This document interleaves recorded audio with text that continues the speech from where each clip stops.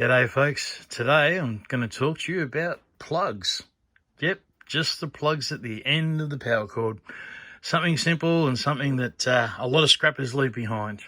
And you know what? That's totally fine. I understand if they don't want to scrap it because it is a bit of elbow grease and you don't get a lot of rewards for it. But if you're persistent and it's something that you're constantly doing, then it does add up. Myself, I run buckets of certain different types of scrap, and then as I pull stuff apart, everything's got a bucket to go into. So it does add up. So as you go along and scrap different things, it all ends up in buckets, and next thing you know, you've got a bucket that's full. And it's like, oh, put a lid on that, put it aside. And that's basically going to get turned into cash one day. So just want to run you through what I do with these plugs. Some of you may have seen the plugs still getting delivered from Polly Profit.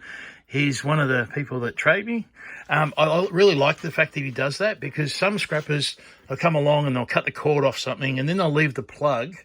They cut the cord off the plug and then leave it on the nature strip. And not a fan of that. It's something that, you know, when there's kids around and things like that, you don't want to stand on it, and something that, you know, people who are picking up scrap might miss. Therefore, the plug might sit there for a while. Anyway, it's just not really good for the environment, and always like to leave things clean. So, yeah, I've actually picked up just plugs before. I've gone along and there's been a scrap hole and there's been a few plugs on the ground. I'll pick them up and, you know, clean them up, get it out of the way. So I've been at it for about an hour or two. They're just some of the plugs I managed to pull out. Yes, if you pull them out I use a big pair of Irwin vice grips, multi grips, and they do really, really well. As long as you get the angle right and you get used to it. After doing them for a while, you tend to find the most efficient way to do it.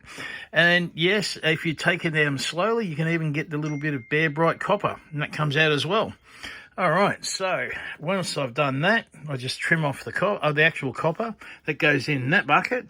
Then these things end up in this bucket. And yes, they do add up. It's only just covering the bottom, and there's already 2 kilos in there. So that adds up really quickly.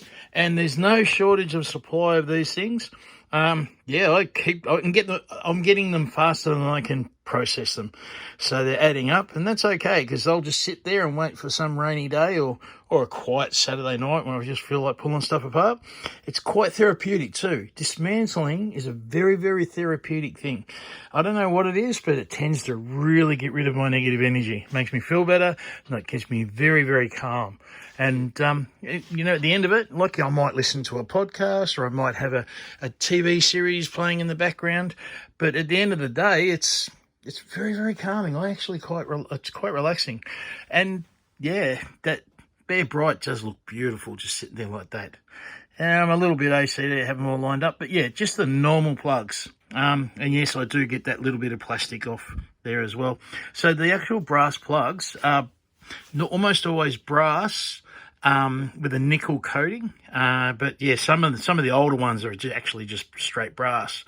And yeah, brass is actually pulling fairly good money. So yeah, pile it up, guys. If you're into this sort of thing, stock it up and save it until you need it. Okay, signing off now, and I'll catch you next vid.